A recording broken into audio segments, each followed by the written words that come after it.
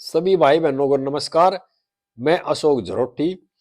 RJD की करारी हार के बाद लालू परिवार में घमासान शुरू हो चुका है और तेजस्वी का जो टायर पंचर किया है ना, वो किसने किया है, इस विषय पर चर्चा करते हैं। सभी भाइयों से प्रार्थना है इस वीडियो को आखिर तक देखें और ज्यादा से ज्यादा भाइयों को शेयर करें और मेरे चैनल को भाई सब्सक्राइब भी कर देना। लालू प्रसाद यादव की सबसे प्यारी, सबसे दुलारी और सबसे अच्छी जो बेटी है ना, आज उसने अपने परिवार से भी नाता तोड़ लिया और राजनीति से भी संन्यास ले लिया है।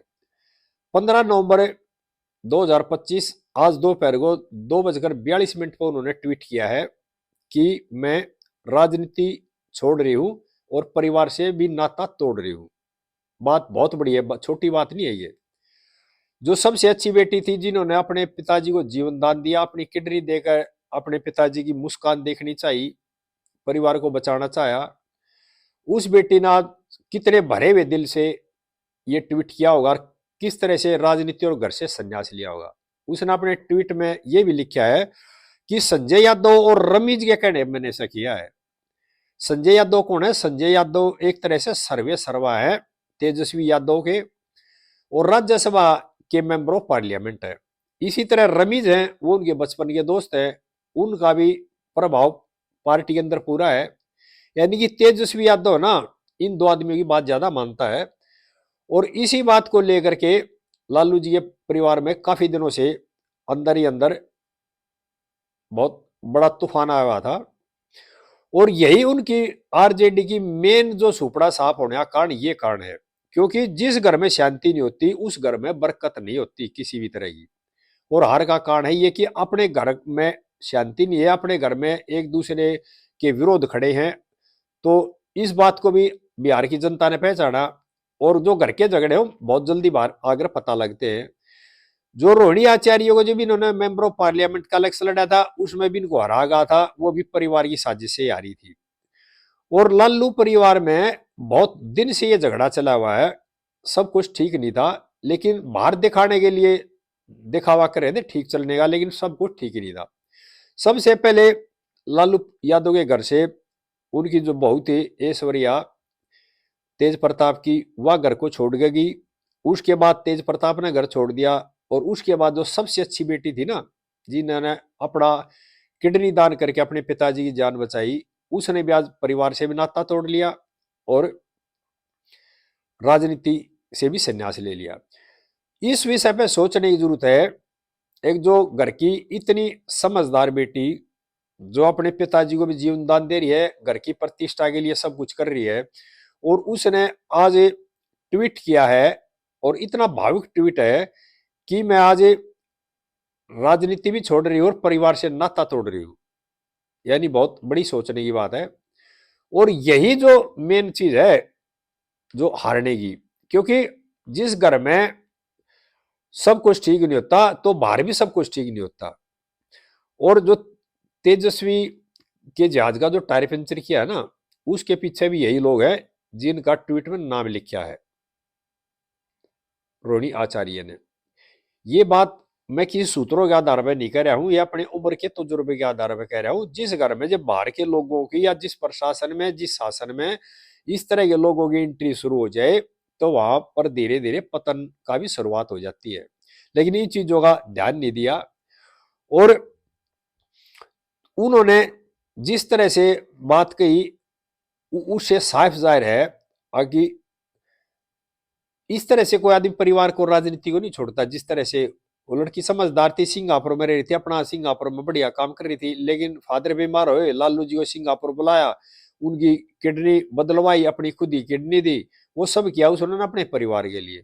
और जब ये स्थिति आई कि परिवार के लोग ही विरोध खड़े हो जाए, परिवार के लोग ही धोखा देने लग जाए, परिवार के लोग ही साथ ना दें, तो उसके बाद आदमी बड़ा दुखी होकर इस तरह काम करता है, जो राजनीति भी छोड़ देता है और परिवार को भी छोड़ देता है।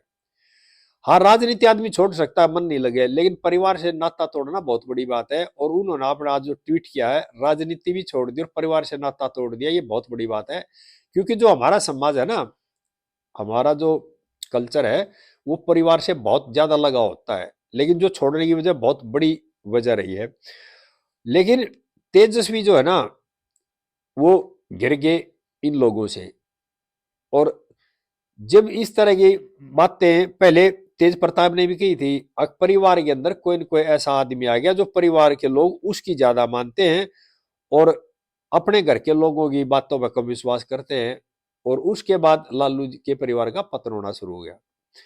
और लालू जी ने और तेजस्वी ने हार के बाद जो बयान दिया है, अभी जनता ने जो कुछ किया ठीक किया, इस तरह का बयान किया, वो एक लिपापोती करने वाला बयान है। अंदर से जो खलबलाहट है परिवार के अंदर, उसके बारे में एक शब्द नहीं कहा। मैं यहाँ सभी देशवासियों को बताना चाह रहा हूं, ये सच्चाई है। जब जहाज डूबता ना, तो जहाज में सभी लोग उतर उतर के भागते हैं और जो चूहे होते हैं वो भी उसको छोड़ जाते हैं। तो जब हालात धीरे धीरे खराब हुए और झगड़े होने शुरू हुए, पहले बहू ने घर छोड़ा, फिर बेटे ने घर छोड़ा, उसके बाद बेटी ने घर छोड़ दिया, तो इसका मतलब सब कुछ ठीक नहीं है, परिवार के हालात सही नहीं है। और अब ये देखते हैं इसमें आगे और क्या क्या नई चीजें निकल के आती है, क्योंकि अभी तो नतीजे आए हुए ना, पूरे 2 दिन भी नहीं हुए हैं। लेकिन अब इसे कल है कि शुरुआत है, ये बिल्कुल दुनिया को पता लग गया भी लालू के परिवार में घमासान शुरू हो चुका है। घमासान तो पहले भी था, लेकिन इसको दबा कर रखा जा रहा था इलेक्शन के जीतने के लिए। लेकिन जब घर के अंदर घमासान चल रहा हो, तो हम किसी युद्ध को या किसी लड़ाई को या किसी चुनाव को नहीं जीत सकते, और ना कोई अच्छा काम कर सकते, ना कोई अच्छा फैसला कर सकते, क्योंकि शांति में ही सब कुछ है। अगर घर में शांति नहीं है तो बाहर भी शांति आपको नहीं मिलेगी। और हम घर के तो अपने परिवार को तो ठीक कर नहीं सकते, और दूसरों से उम्मीद करते हैं अगर वो हमारा सहारा बने, तो नहीं, ऐसा नहीं हो सकता। और ये भी एक सत्य है, अगर परिवार के अंदर कोई बाहर के आदमी का इंटरफेयर हो गया ना, तो उस परिवार का उभरना मुश्किल है, उसका पतन निश्चित है। और धीरे धीरे पतन शुरू हो जाता है और इंसान को पता नहीं लगता। और यही हालात देखो, लालू प्रसाद यादव ने कहां से चल करके कहां तक पहुंचे, लेकिन उनके सामने ही उनके जो बेटे का जो रोल था, जो बेटी का रोल था, और जो परिवार के हालात अब हुए, उसके जिम्मेदार भी कहीं ना कहीं वे खुद स्वयं है, परिवार के लोग ही। सभी भाइयों से प्रार्थना है आगे इस तरह की बातें भाई फिर शेयर करते हैं, और देखते हैं लालू परिवार में आगे क्या क्या हलचल होती है, और महागठबंधन में क्या क्या हलचल होती है। और मेरा तो ये भी मानना है, महागठबंधन ने ना एक तरह से खत्म कर दिया लालू के परिवार को और आरजेडी को।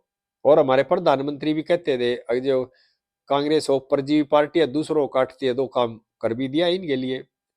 आगे इस तरह की बातें फेर करेंगे। वीडियो को भाई ज्यादा ज्यादा शेयर करियो और चैनल को भाई सब्सक्राइब भी कर दियो। जय हिंद देशवासियों।